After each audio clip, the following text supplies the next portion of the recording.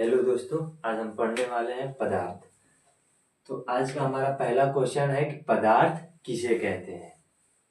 सात पदार्थ जो भी हमारे वातावरण में, हमारे आसपास जो भी वस्तु दिखाई देती है, जिसका कुछ द्रव्यमान हो, जो कुछ स्थान घेरती हो या किसी चीज में रुकावट उत्पन्न करती हो, उसे हम क्या कहते हैं? पदार्थ कहते हैं। इसका डिफिनेशन, इसका परिभाषा क्या होगा? वैसी वस्तु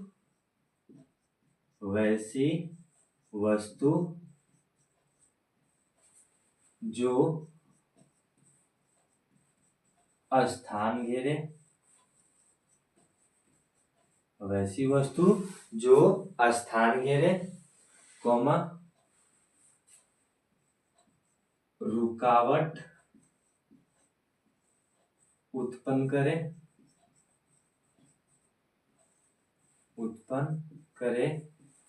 तथा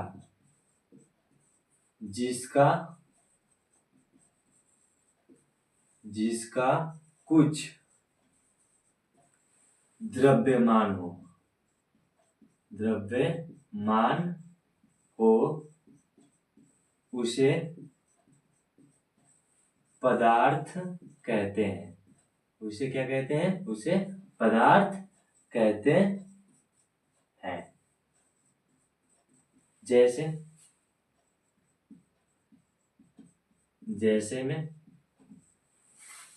में हमारा क्या हो जाएगा? जो भी हमारे आसपास में जो भी वस्तु है, जैसे मेरा ये मार्कर बोर्ड, जिससे मैं वीडियो बना, मोबाइल, पदार्थ हो गया। तो जैसे में कुर्सी, किताब, कलम, जल इत्यादि। हमारा दूसरा क्वेश्चन है, भौतिक अवस्था के आधार पर पदार्थ का वर्गीकरण कितने प्रकार से किया जाता है? भौतिक अवस्था के आधार पर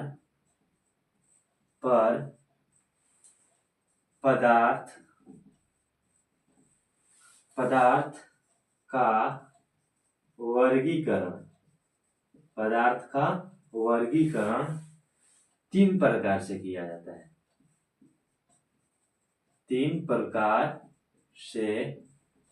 किया जाता है। हमारा पहला हो जाएगा इसमें ठोस, दूसरा द्रव और तीसरा हमारा गैस। पदार्थ का वर्गीकरण हम बहुत सारे रूपों में कर सकते हैं, पर मुख्य रूप से पदार्थ का वर्गीकरण तीन ही रूप में किया जाता है। पहला ठोस, दूसरा द्रव और तीसरा गैस। तो हमारा अगला क्वेश्चन है कि ठोस किसे कहते हैं।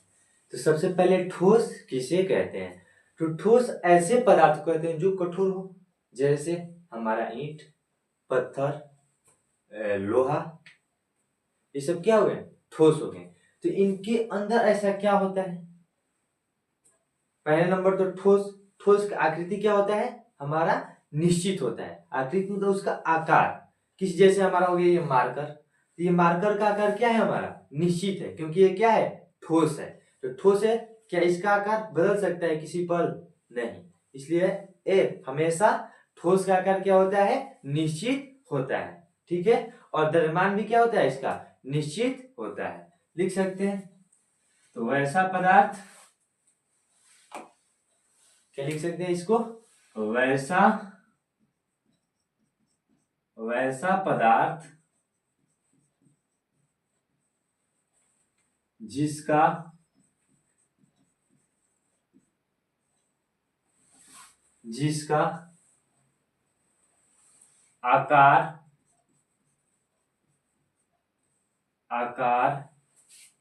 और आयतन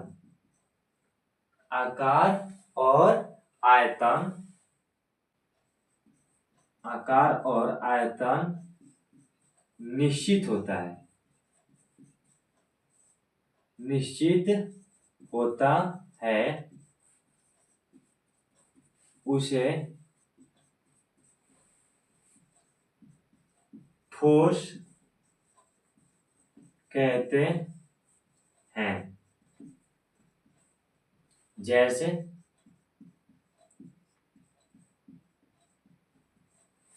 जैसे जैसे में हमारा हो जाएगा पत्थर,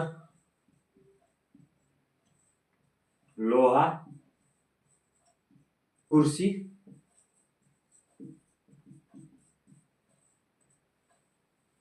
इत्यादि। और अगला प्रश्न है द्रव किसे कहते हैं।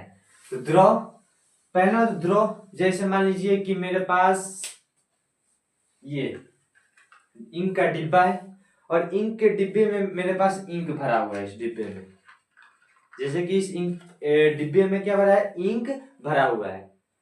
तो क्या जो द्रव इसमें इंक भरा हुआ है उसका आकार इस डिब्बी के आकार का है। जैसे इस डिब्बी से इस इंक को निकाल कर मैं दूसरे डिब्बे में रखता हूँ तो उसका आकार दूसरे डिब्बे के आकार के जैसा हो जाएगा। तो क्या बोल सकते हैं कि द्रव का आकार हमेशा क्या होता है, अनिश्चित होता है। और इसका आयतन, आयतन मतलब क्या कि जितना इसमें लिक्विड है, जितना इसमें द्रव है उतना ही उस डिब्बे में भी होगा द्रव। तो इसका आयतन क्या होगा, हमारा निश्चित होगा। तो इसका परिभाषा क्या लिख सकते हैं हम, वैसा पदार्थ जिसका आकार अनिश्चित तथा आयतन निश्चित होता है,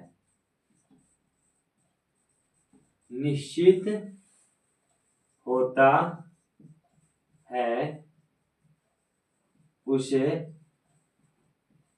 द्रव कहते हैं। जैसे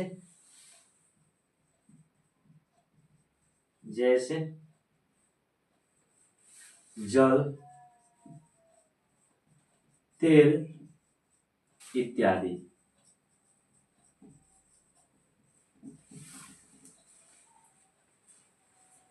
और हमारा तीसरा क्वेश्चन है कि गैस किसे कहते हैं। तो सबसे पहले गैस, जैसे हमारा ऑक्सीजन, कार्बन डाइऑक्साइड, तो इनका कोई आकार निश्चित है क्या, इनका कोई आकार निश्चित है, नहीं, इनका आकार कोई निश्चित नहीं है। आयतन, आयतन भी इनका निश्चित नहीं है। इनको जैसे मान लीजिए कि मेरे पास एक बॉक्स है, इसमें ऑक्सीजन के 6 कण है, ठीक है, छोटा बॉक्स है। और इससे भी बड़ा बॉक्स है मेरे पास। अब इस ऑक्सीजन के 6 कण को हम इस बॉक्स में रखेंगे ना, तो ऑक्सीजन के जो 6 कण है वो इस बॉक्स के चारों तरफ क्या हो जाएंगे, फैल जाएंगे। मतलब इनका जो आयतन है वो निश्चित नहीं है, नहीं तो आकार निश्चित है और ना ही आयतन निश्चित है। तो इसका परिभाषा हमारा हो जाएगा वैसा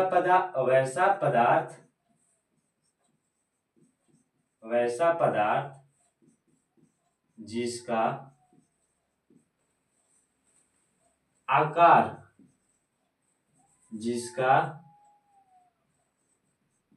आकार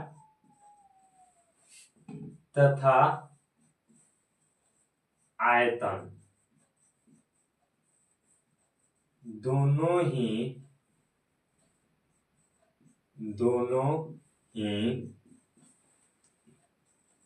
अनिश्चित होता है, दोनों ही अनिश्चित होता है,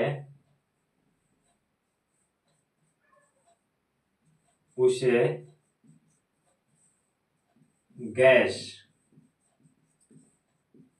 गैस कहते हैं। जैसे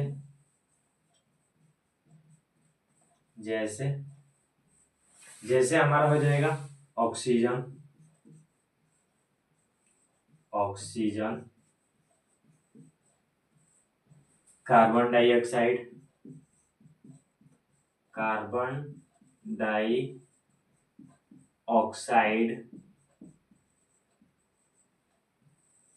नाइट्रोजन,